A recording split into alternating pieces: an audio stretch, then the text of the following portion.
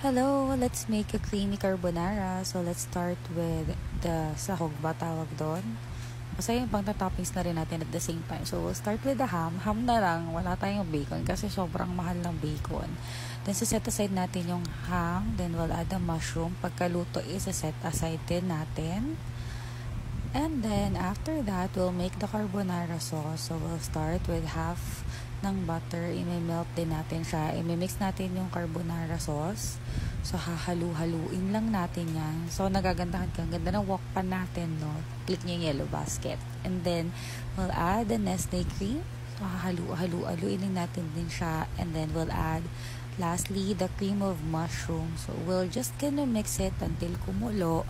Now, kayo na bahala kung gusto nyo pang dagdagan ng pampalasa and everything. It's up to you. Then, pagkakulo niya, halo nyo na yung pasta or whatever. And then, there you go. We'll have your creamy carbonara.